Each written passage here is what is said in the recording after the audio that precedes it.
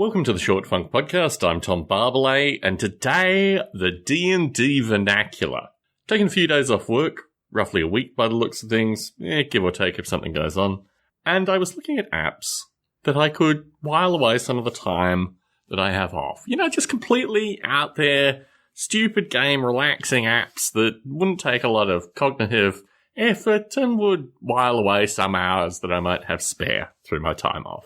The game that I came to was Warhammer Quest. Now, folks who've listened to a lot of these Short Funk podcasts will remember that I'm quite a supporter of the Games Workshop set of franchises. I've known a lot of people that have worked for Games Workshop.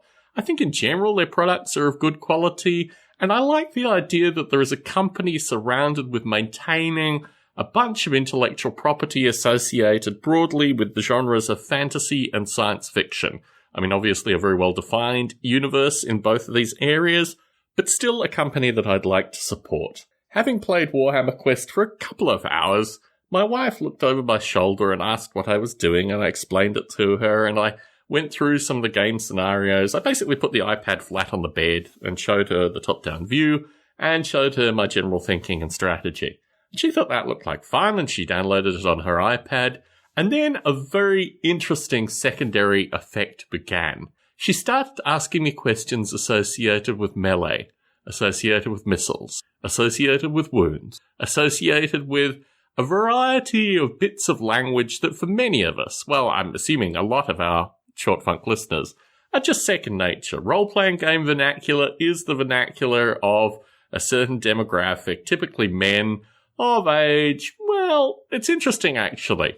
I, for some reason, get marketed through YouTube, I guess because I occasionally watch them. I mean, I'm partially responsible for this as well. A musical group, and I use the term lightly, called the Insane Clown Posse. It turns out the Insane Clown Posse, who grew up in Michigan, probably, I'm assuming they're at least 10 years older than I am. They actually refer to Dungeons & Dragons in their lyrics. And a wide variety of folk in popular culture that I find occasionally refer to Dungeons & Dragons. There was an article published a few weeks ago. It probably came from long-time listener Connor Seitz-Bowen, who's actually going in for open heart surgery today. So shout-outs to Connor. Seems every time I mention Connor, it's associated with something to his health, but hopefully he'll get better, and hopefully the open heart surgery will have worked successfully, and he'll be listening to this podcast after its conclusion. In any case, the D&D vernacular is everywhere, and a listener who I suspect was Connor Seitz-Bowen posted recently how, I don't know, Tom Hanks and Meg Ryan and a bunch of people in the Hollywood elite played Dungeons & Dragons in the 70s. They were all part of a D&D group. And through playing this game, you have a language associated with missiles, associated with wounds, associated with melee. I mean, you say melee in the general public, and maybe because of the permeation of Dungeons & Dragons, people might know about it. Anyway, through my wife downloading this game on her iPad, I was able to teach her the D&D vernacular.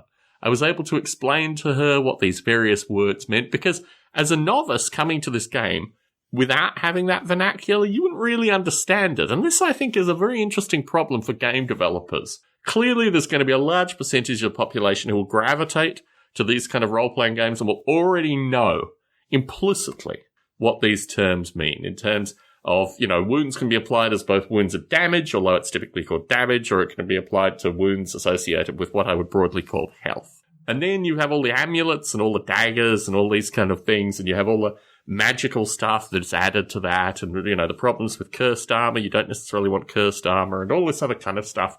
And it was just a wonderful introduction to have with my spouse, associated with all these terms that were so central to from when I was about, I guess, 7 through to probably about 15. And it's wonderful, even through this interface. I mean, I lament sometimes that computer games are actually going to completely remove from paper and pencil role-playing, and also from miniatures and all the stuff that goes into this particular genre. I've talked a little bit associated with local game stores and how I like to patronize them. Patronize and patronize. Well, maybe both. Let's say that I do both. In any case, to have this conversation with my wife and to bring her into the fold so that she will know going forward what these terms mean and the context of these terms was really a wonderful experience and something that was an unexpected outcome of introducing her to Warhammer Quest. Tom Barbalet in San Jose, signing out.